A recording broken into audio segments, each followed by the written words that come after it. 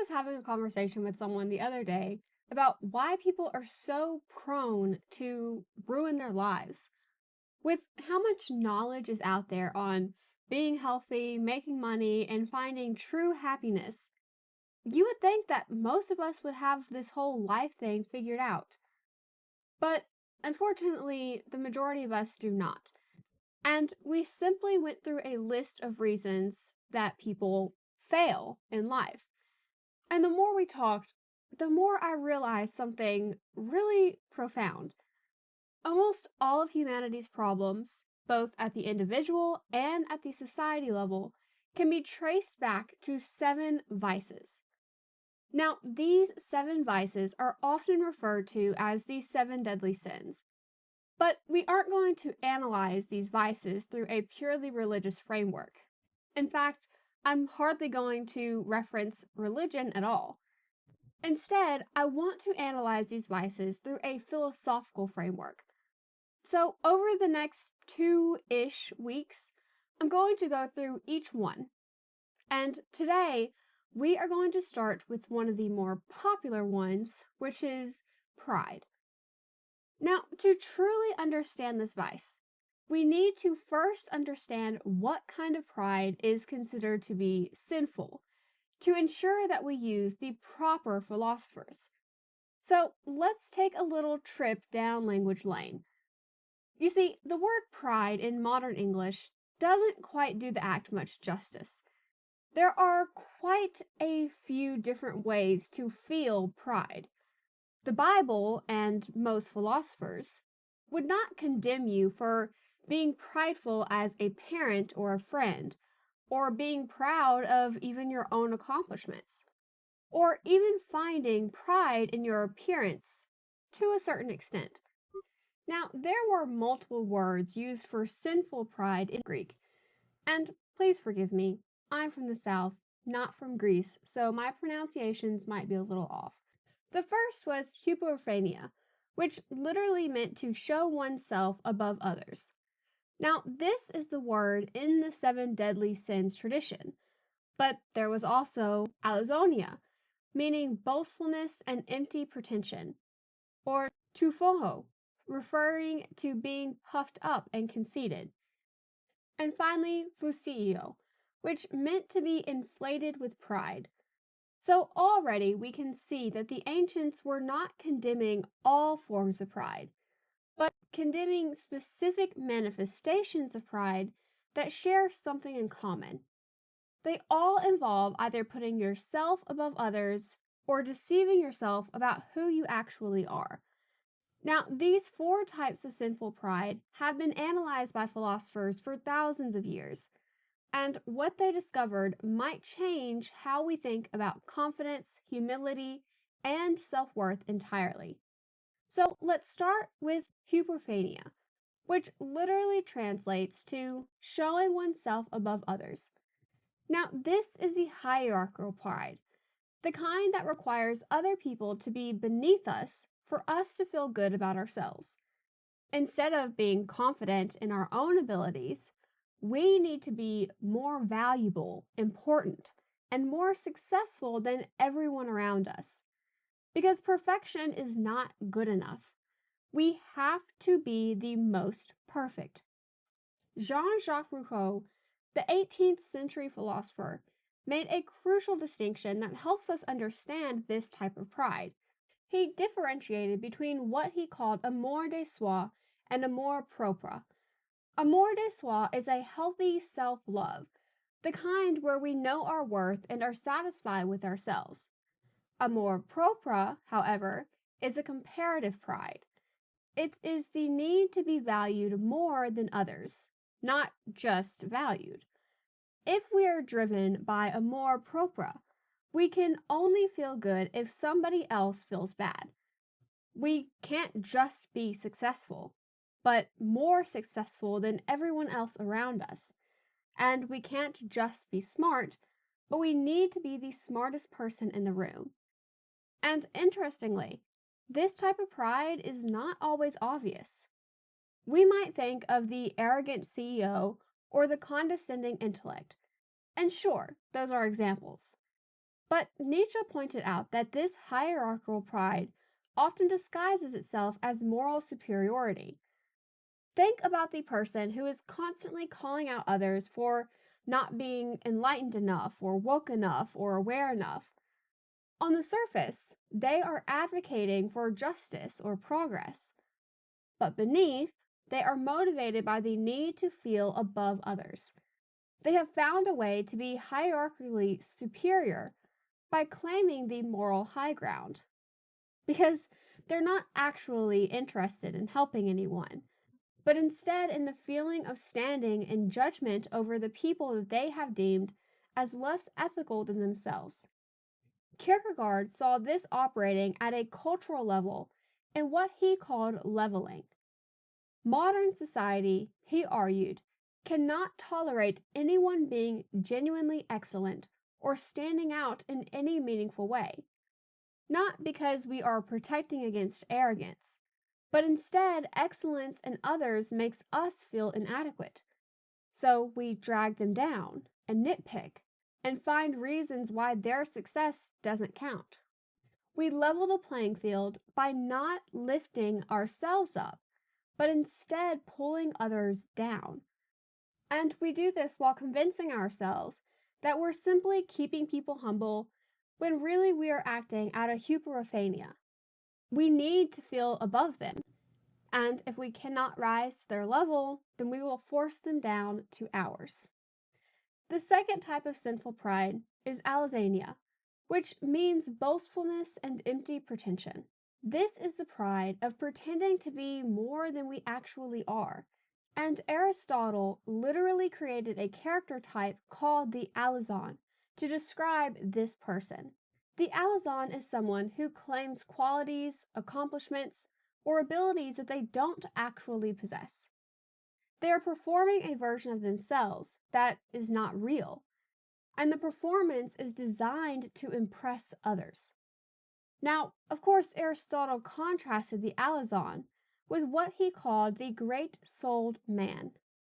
The great-souled man claims exactly what he has and nothing more. If he has accomplished something impressive, then he states it as a fact without emotion. And if he hasn't, then he admits it just as readily. There is no exaggeration or false modesty, just honest self-assessment. The alazon, on the other hand, is engaged in constant theater. They are always performing their resume, their intelligence, their connections, and their achievements. And crucially, much of what they are claiming is not actually true. Author Schopenhauer helped us understand why people engage in this kind of pretension. He distinguished between pride and vanity in a way that is very useful. Pride, according to him, is internal. It's the conviction of our own worth that exists independently of others' opinions. Vanity, however, is entirely external. The vain person needs others to believe that they are impressive because they don't actually believe it themselves. So, alazonia is vanity masquerading as pride. The person engaging in empty pretension is actually revealing their profound insecurity. If they were genuinely confident in their abilities, then they wouldn't need to exaggerate them. And La Rochefoucauld captured something even more insidious about this type of pride.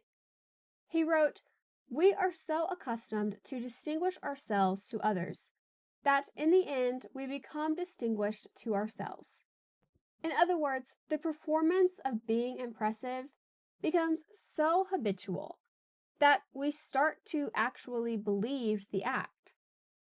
The person who initially pretended to be more successful than they were eventually forgets that they are pretending. They have constructed a false self and then convince themselves that it's real. And this is what makes alazonia so dangerous. It's not just lying to others, but instead losing our ability to see ourselves clearly. Because just think about modern social media, which is essentially this kind of pride industrialized. The carefully curated Instagram feed shows only successes and aesthetic moments. The person posting knows what they are doing. They are pretending that their success was accidental while making sure that everyone knows about it. They're performing humility as a more sophisticated form of boasting. And the worst part is that after enough repetitions, they might actually start believing their own performance because they have become disguised to themselves. Now, the third type of pride is tufuo, which means being puffed up or conceited. Now, this is the pride of overestimating our own abilities and importance. Unlike alazonia, which is about pretending to have qualities that we don't, tufuo is genuinely believing that we are more capable, more important, or more valuable than we actually are. The Stoic philosophers, particularly Epictetus, spent a lot of time warning against this type of pride because they saw it as leading to suffering. Epictetus wrote, "Do not demand that things happen as you wish, but wish that they happen as they do happen." But what does this have to do with being puffed up? Well, everything. The person with this kind of pride has an inflated sense of how much control they have, how important their opinions are, and how the world should arrange itself around their preferences. When reality inevitably contradicts this inflated self-image, they don't adjust their self-perception, but instead rage at reality for being wrong. Now, Aristotle also analyzed this through his concept of hubris, which in Greek tragedy is always the character flaw that leads to downfall. The person with hubris believes that they are above the rules that govern everyone else, thinking that they are too important to face real consequences or too capable to fail, and most importantly, too special for the normal limitations of human life to apply to them. And this isn't just arrogance in the sense of having an unpleasant personality, but instead a fundamental misunderstanding of our place in the world. We have overestimated ourselves so severely that we have lost the ability to make realistic judgments. Spinoza defined pride as thinking more highly of oneself than is just. It's not pride to know your actual worth, but it does become pride when you overestimate it. The person with this kind of pride genuinely believes that they are smarter than they are, or more skilled and more important. And this creates a cascade of bad decisions because all of their judgments are based on faulty premises about their own capabilities. And we see this constantly in people who have had some success in one domain and then assume that they are experts in everything. The tech entrepreneur who thinks their success in software means they understand education and urban and nutrition policy. The person who was right about one thing and now cannot imagine being wrong about anything else. And the middle manager who thinks that they are a visionary leader because they ran one successful project.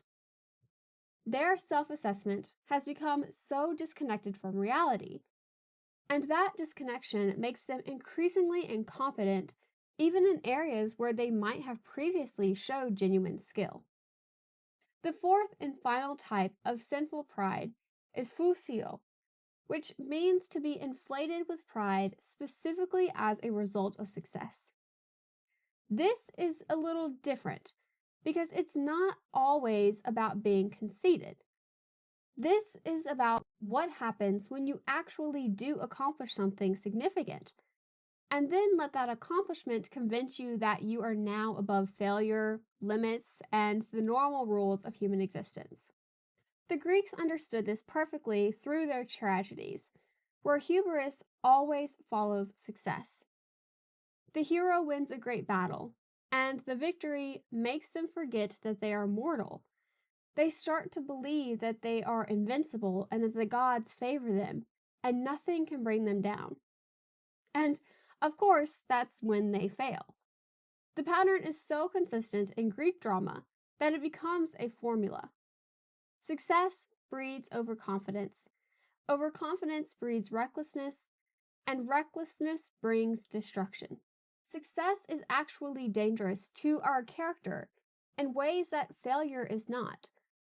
When things are going well, we might forget our limitations and stop preparing for the setbacks in life. We actually start to believe that our success was entirely due to our own brilliance, rather than a combination of skill, circumstance, and luck. So now that we have gone through the 4 types of sinful pride, we can see what they actually all have in common. The first requires that we put ourselves above others. The second, to pretend that we are more than what we actually are. The third, to overestimate our abilities. And the fourth, requiring us to let success convince us that we have transcended normal human limitations. These are all forms of unhealthy comparison or forms of self-deception. None of them actually involve honest self-assessment. And this is what gets lost in modern conversations about pride and humility. We have essentially created a culture where any acknowledgement of your own abilities feels like it might be sinful pride. So people tend to engage in elaborate performances of false modesty. But this modesty is often a form of pride itself. And in a world where it is very easy to compare ourselves to everyone else, it's best to let pride take a back seat. So with that said, thank you guys so much for watching, and be sure to stay tuned for the rest of the week because we are going to go through another set of vices. And as always, don't forget to like, comment, and subscribe, and I'll see y'all next time.